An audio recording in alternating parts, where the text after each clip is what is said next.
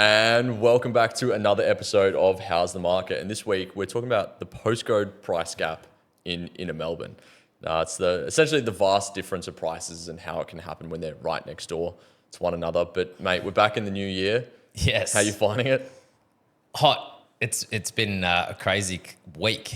Yeah. 2 40-degree days. Yesterday was like, the Victorian record was broken. Or something like that. So And the property market's pretty hot as well. Yeah, At the yeah. moment, it seems like even some of the properties that we've been looking at are still selling within 7 days. yeah, it's just that price point thing, right? It's always it's heavily segmented into that 2-speed market at the moment, where it's sub $1 million is just bonkers, and then anything over is probably like more considered. I think people have a little bit more choice, and they're taking their time to make these decisions. Yep. Whereas like anything, and I'm talking about all suburbs, so not necessarily just Burundara, Stonington. Mm-hmm. Spoke to a buyer's agent in Geelong last week. Spoke to another one that was looking at some properties in Narre Warren, and like those 800, like sub 800, sub 850s, crazy. Like 40, 50 people threw it an open. Multiple offers in the first week. So it's just that initial craziness. It always reminds me, like when the market opens up and when there's slim pickings, it just reminds me of COVID. Yeah. When we were going through these shutdown periods and, you weren't allowed to go and see properties. That first week back out of a lockdown was absolute craziness. It was just like, you see properties selling very, very quickly. Auction campaigns getting reduced. That was like the first time we saw auction campaigns get reduced to 1 or 2 weeks, maybe 2 weeks versus the 4, which has been normal for years. Lining up at an open because they were doing like 3 people per home at one time, and it was like a line of 50 people, and like the open was about to finish before they let all the groups through. So she's like, "I'm just going to wait around and keep going, and we'll just push the next open back." Just absolutely mental, but. Yeah. Luckily, we're not in that at the moment, mate. Yeah, and that's it, right? It's just supply and demand, and there's obviously more people at that bottom end of the market, like we've spoken about in a few other podcasts, where there are a lot more people in that sub 1 million price point. Yeah. Especially with government incentives and whatnot with 5% deposit schemes. Yeah. I was chatting with a mate that's looking to buy just an apartment or a unit or something, 400,000 or 500,000, and that market, he's like, days of market's like four days. Which is crazy. It's turned around. Come on Thursday, selling by Monday. Yeah. I think a lot of people are just really desperate for that affordability at the moment. Which they weren't. You couldn't pay someone to take those things off your hands. These probably 2-bed apartments. 1-bedders will, still struggle a little bit depending on where they're located. Yeah. But the 2-bedders, man, they are hot property. Yeah. Like, literally. Yeah, literally hot to trot at the moment. But talking about the postcode price gap, so specifically, I think, what's actually triggered this is that there's a property that's come online in Windsor at the moment, and realestate.com has essentially come out, and I'll actually read you a quote from the article and just talking about this particular home, because I find this so interesting. So for context, it's a park-fronted Victorian, and realestate.com says that it's rebuilt to Toorak level standards and has hit the market in Windsor, and the postcode gap could be worth millions. So it's a 4-bed home at 17 Hornby Street, and it's offered via Expressions of Interest campaign. It's had a full-scale rebuild, and the home is currently quoted 3.6 to 3.9. However, the real estate agent has said that if you place this exact home 2 minutes up the road in Toorak, you'd be looking at a $6.5 million price tag. And here, it's effectively half that simply because of the postcode, says the real estate agent. So, Good PR. Yeah.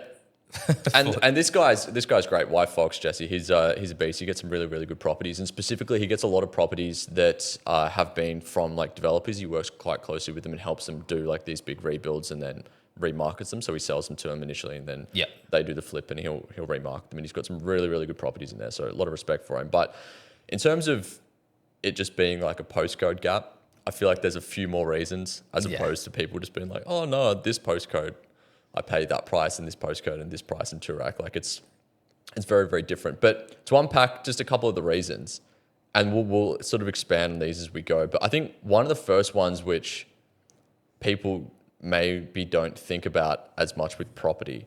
I reckon it's like postcode branding, right? Postcode branding. And what I mean by that is being able to say that you live in Toorak or being able to say that you live in Camberwell for no other reason other than the brand of you being associated with that. Yeah. It's like a factory can make a shirt for Target and Dior in the same factory. Status. The status of Dior is why it sells for 10,000% more For sure. than you go to Target. 100% a reason to why these, suburbs do better than others, or not so much do better, but they're more expensive. You know what I mean? Because if you look at Toorak, so Toorak, most expensive suburb in Victoria, median house price, 5 mil? Midpoint 5 or something. Yeah. 5.5. So if you look at that, and if you actually went to Toorak, and yes, the homes are big and, the block sizes are quite large, it has no amenities. Yep. Like you've got the main street or the high streets. Village, yeah. Like that's how these suburbs operate. They've got the little high streets.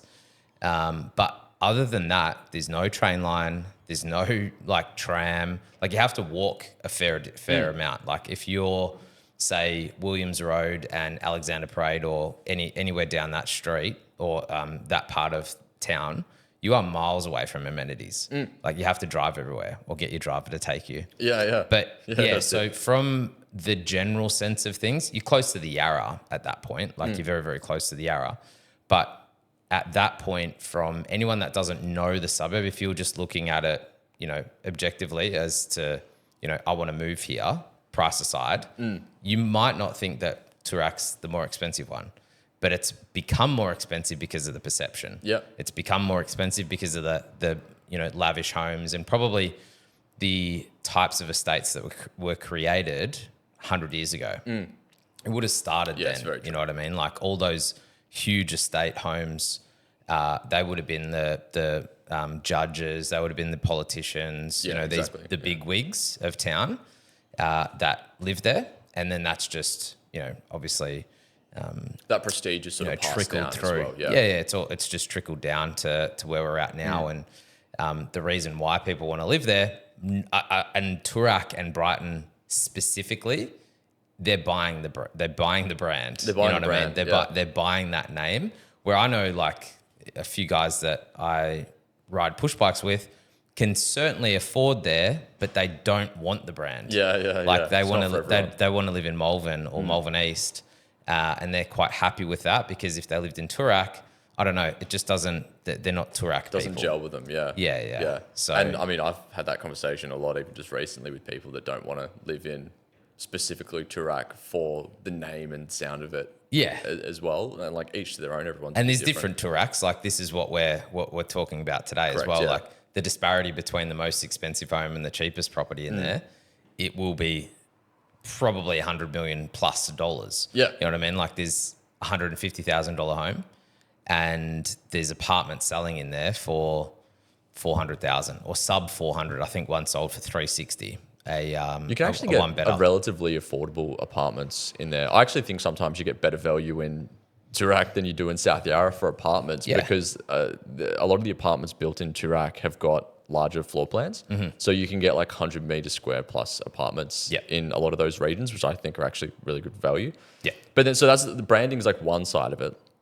The next layer down from branding, in my perspective, is actually demographics.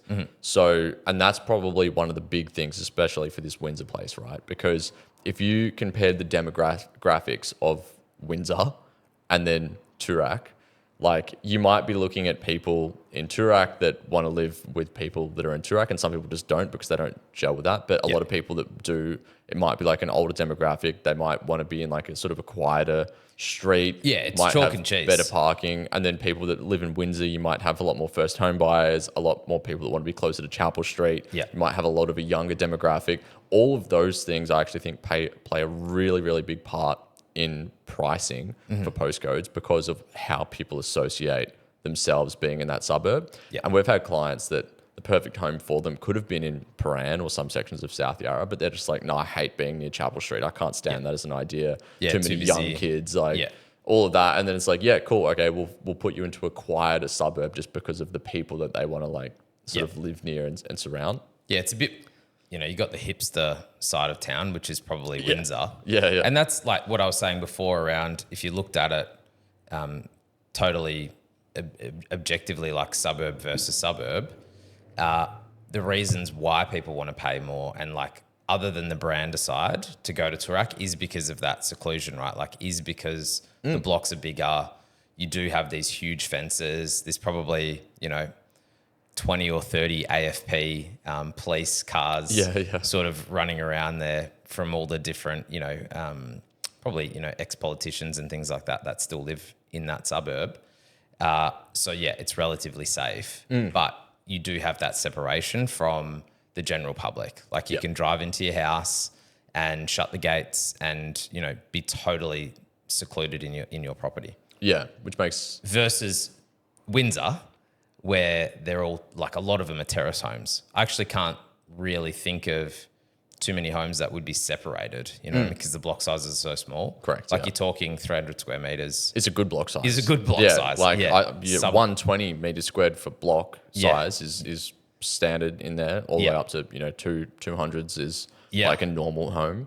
And that's wall to wall. So you don't really have many that are detached, like fully detached through that pocket.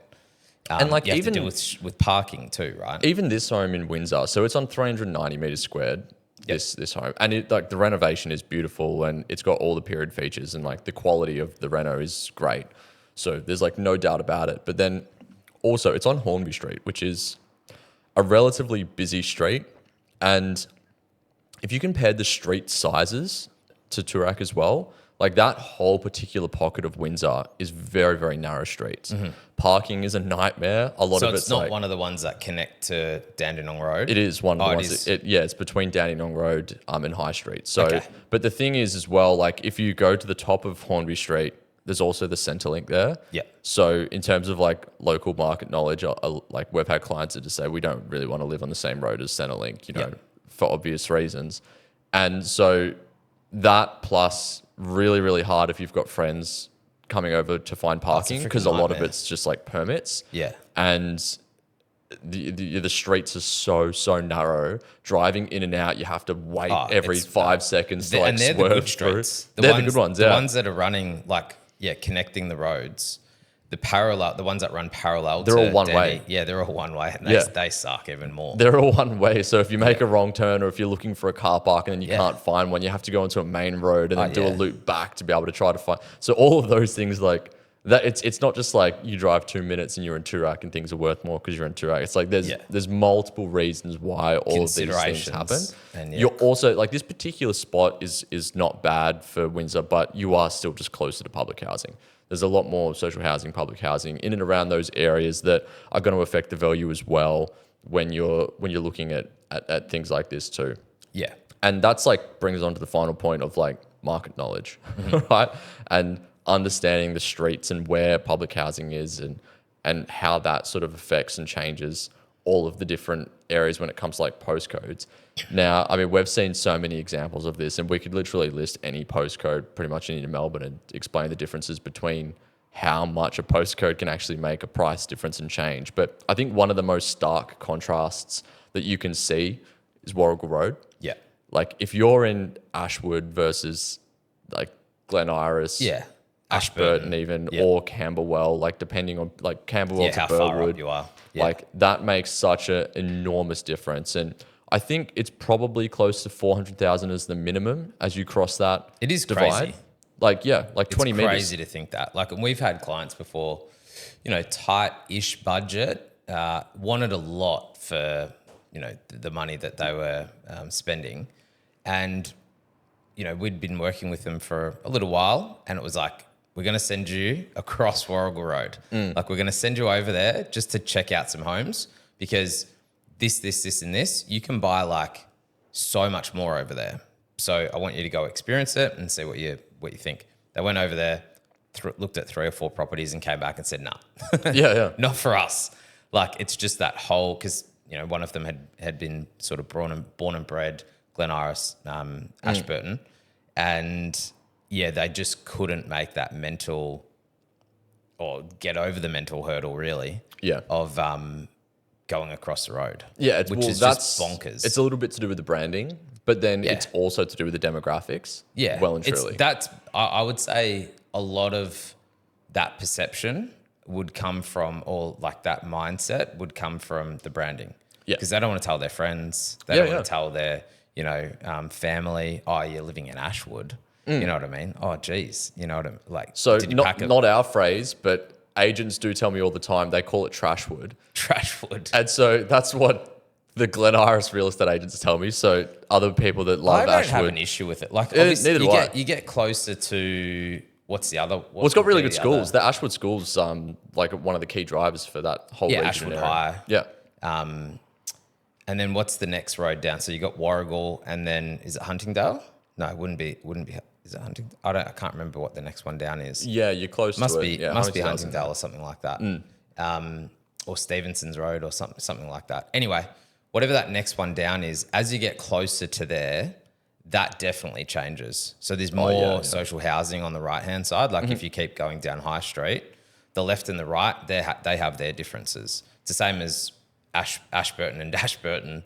Like if you come back this way, like heading towards the city, so you're on the Ashburton side of Warrigal Road, you've got the left and right of High Streets, or the north and south of High Streets, and they have their variances, right? Like we've seen that multiple times. And that the variance just for like different pockets of Ashburton is enormous. Like because there's widely known as like the commission pocket, and then the good pockets is what like clients will sort of phrase them to us as. Yeah.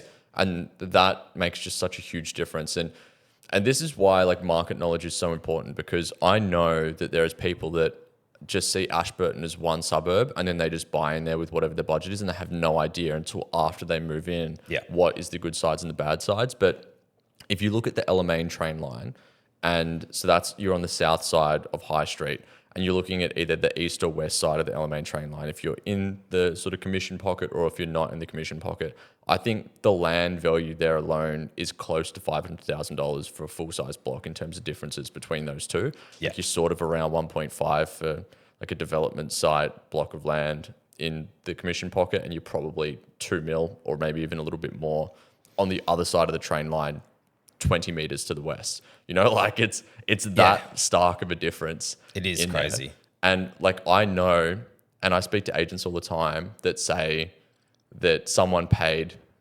the west of Alamein prices in the commission pocket because they've maybe gone to like 3 auctions or something in the area, and that was their market knowledge. They've been to 3 auctions, and that one sold for 2 and this one sold for 2, and they're like, oh, well, I'll just spend 2 over here. Yeah. And it's like, well, that was actually worth 1.5 and you just paid 2. Yeah. And I mean, you saw that in Glen Iris as well, didn't you? Yeah, 100%. So because Glen Iris is such a big suburb, it's actually between 2 LGAs. It's between Boroondara and Stonington. So depending on if you're Camberwell side or you're the Malvern side, and it literally spans from Warrigal Road all the way through to Burke Road, and it must be High Street or pretty close to like Wattle Tree. Like it goes all the way around through there. It sort of like does a bit of a, an S.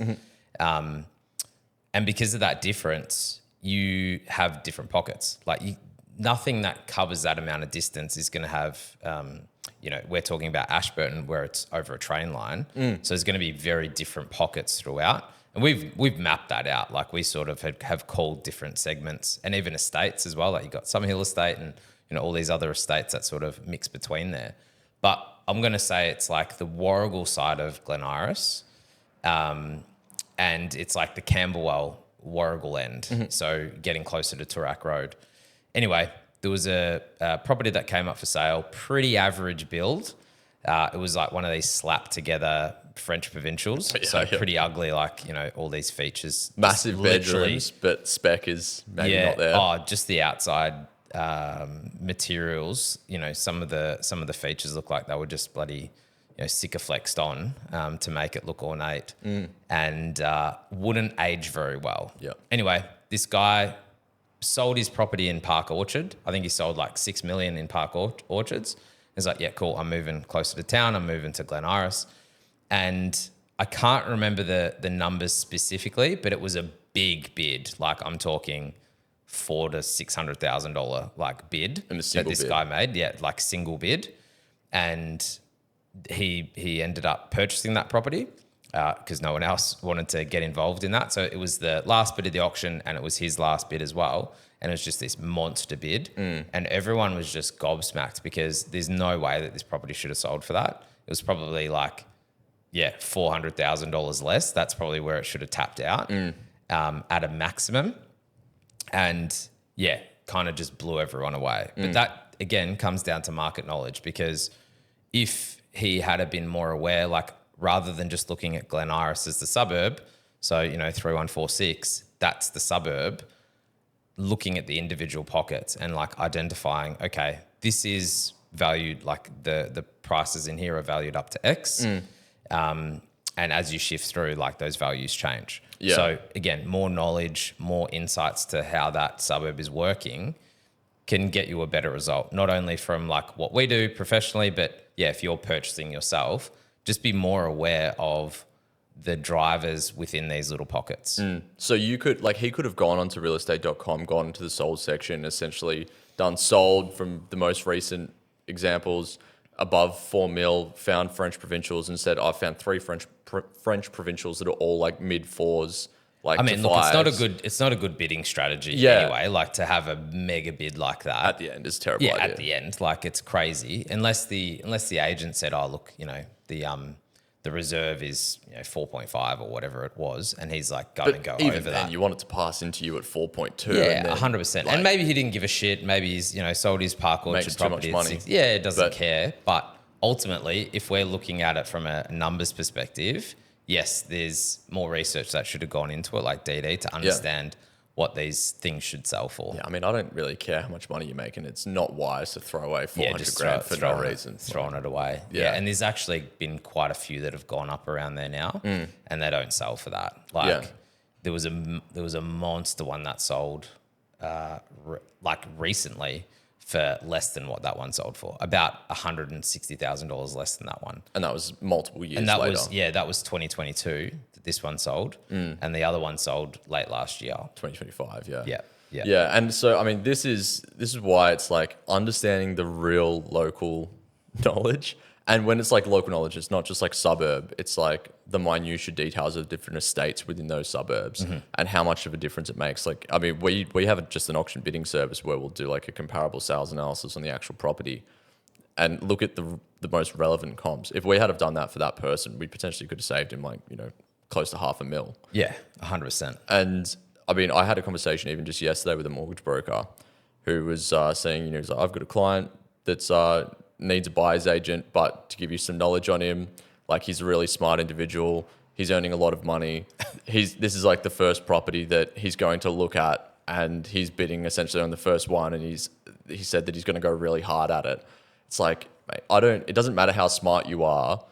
If you don't understand all of the different locals, estates and streets within a specific suburb, you could be in a position where you're potentially going to overpay by hundreds of thousands of dollars and then not even realize it until potentially years later when you might go to sell. That you just majorly overcapitalized on the way in. So it's so important to understand the streets and why. Like this home is not in Windsor, is not selling for $2 to $3 million less because it's a 2-minute drive in Windsor and not in Toorak. There's like 7 to 8 different factors as to why it's priced that way.